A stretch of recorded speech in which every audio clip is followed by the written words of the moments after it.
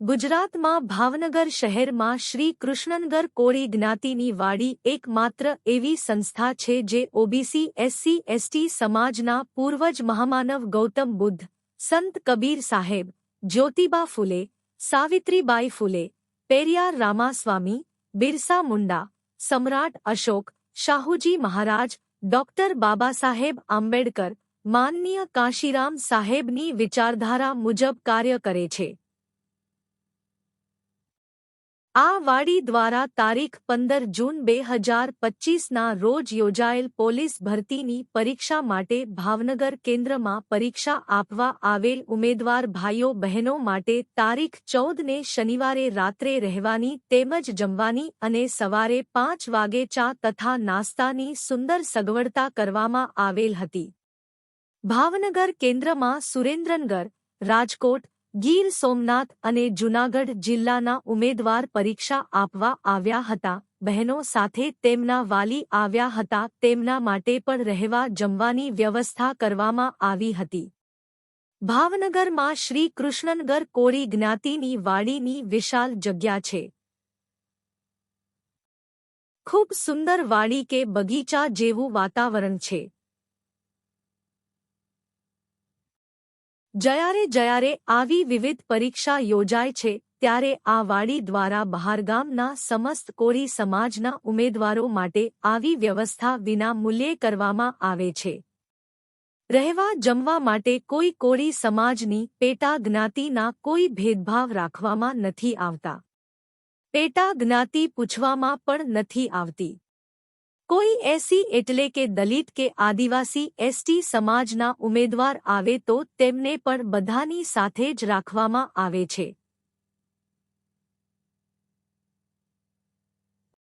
રાત્રે 8:30 વાગે જમવાનું શરૂ કરવામાં આવ્યું હતું જે મોડે સુધી રાત્રિના 1 વાગ્યા સુધી ચાલુ હતું।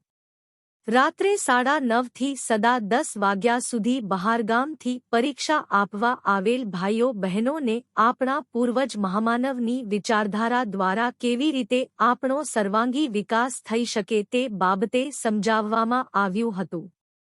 પરીક્ષા આપવા આવેલ તંજભાઈઓ બહેનો સામાજિક અને શૈક્ષણિક રીતે પછાત વર્ગના કોળી સમાજના હતા, એટલે કે ઓબીસી સમાજના હતા। તેમને એ વાત સમજાવવામાં આવી હતી કે આઝાદીથી આજ સુધી ઓબીસીને ડોક્ટર બાબાસાહેબ આંબેડકર રચિત બંધારણમાં વિવિધ હક અધિકાર આપવામાં આવેલ છે તે આજ સુધી નથી મળ્યા તો તેના માટે કોણ જવાબદાર છે? બિહાર રાજ્યમાં જાતિ આધારિત સર્વે થયો તો તેમાં ઓબીસીની વસ્તી આશરે 65% જેટલી છે તેવો આંકડો આવ્યો છે। જો ગુજરાતમાં પણ જાતિ આધારિત સર્વે થાય તો ઓબીસીની વસ્તી આશરે 65% જેટલી હશે તેમ માની શકાય। 65% ઓબીસી જેમાં કોળી સમાજ પણ આવી જાય આટલા મોટા સમાજને ફક્ત 27% આરક્ષણ મળે છે તે ભારોભાર અન્યાય કહેવાય। ઓબીસીના સર્વાંગી વિકાસ માટે મંડલ પંચ નિમાયેલ આ મંડલ પંચની બધી ભલામણોનો આજે પણ અમલ થયો નથી। બંધારણમાં વસ્તીના પ્રમાણમાં ઓબીસીને આરક્ષણ આપવાની વાત ડોક્ટર બાબાસાહેબ આંબેડકર દ્વારા લખવામાં આવી છે।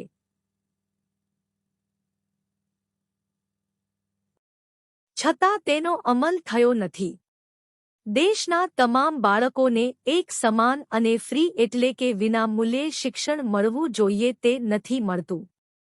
તમામને એક સમાન અને ફ્રી આરોગ્ય સેવા મળવી જોઈએ તે નથી મળતી।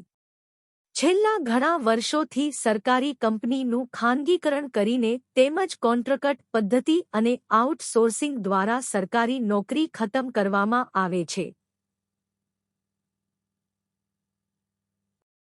આમ આશરે 65% ઓબીસીને ફક્ત 27% આરક્ષણ મળે છે તેમાં પણ હવે નોકરી ખતમ કરવામાં આવી રહી છે।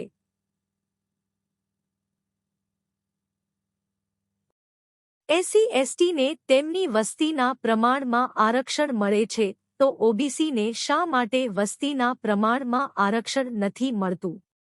તો આ બધી સમસ્યા માટે આઝાદીથી આજ સુધીની સરકાર જવાબદાર કહેવાય। પરંતુ સરકારને આપણે કોળી ઓબીસી એસસી એસટી સમાજના લોકો મત આપીને ચૂંટીને સત્તા સોંપે છે તો ઓબીસીને હક અધિકાર નથી મળતા તેના માટે ખુદ ઓબીસી સમાજના લોકો જવાબદાર ગણાય જે સરકાર ઓબીસીને તેના બંધારણીય હક અધિકાર ના આપે તો તેવા પક્ષોને શા માટે બીજી વાર મત આપવો જોઈએ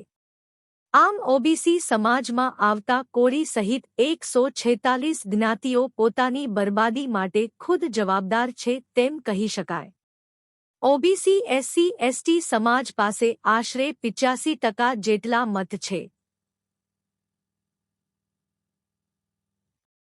આટલો મોટો સમાજ પોતાના હક અધિકાર માટે બ્રાહ્મણવાદી સરકાર પાસે પોતાના બંધારણીય હક અધિકાર માટે ભીખ માંગે આવેદનપત્ર આપે ધરણા કરે રેલી કાઢે તે ઓબીસી સમાજ માટે શરમજનક કહેવાય આ બધી સમસ્યા જો ઓબીસી સમાજ શાસક સમાજ હોય તો નિવારી શકાય પરંતુ કોળી ઓબીસી સમાજ ખુદ શાસક બનવાને બદલે બ્રાહ્મણ વાણિયાના પક્ષોની સેવા ચાકરી કરે તો સમસ્યા ક્યાંથી હલ થાય આવી વાત આવેલ ભાઈઓ બહેનોને સમજાવવામાં આવેલ કોળી ઓબીસી એસસી એસટી સમાજને હિન્દુ ધર્મના નામે કેવી રીતે ગુલામ બનાવવામાં આવે છે હિન્દુ ધર્મમાં શુદ્ર વર્ણના કોળીનું શું સ્થાન છે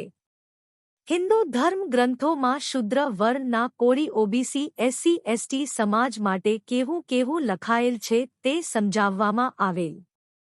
છેલ્લે સાર એવો હતો કે કોળી ઓબીસી એસસી એસટી સમાજની તમામ સમસ્યા ખતમ કરવી હોય તો કોળી ઓબીસી એસસી એસટી સમાજના લોકો એ ખુદ શાસક બનવા માટે બ્રાહ્મણ વાણિયાના પક્ષોને બદલે જે પક્ષોના સ્થાપક માલિક હાઈ કમાન્ડ કોળી ઓબીસી એસસી એસટી હોય તેવા પક્ષોને સમર્થન આપવું જોઈએ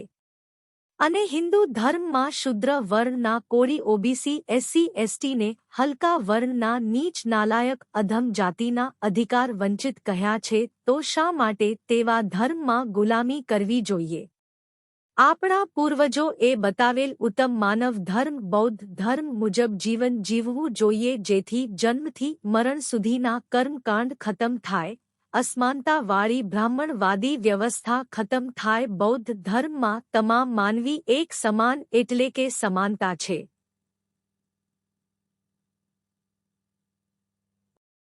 આમ આપણો ધર્મ બૌદ્ધ ધર્મ અને આપણી સત્તા હશે તો આપણી બધી સમસ્યાઓ ખતમ થશે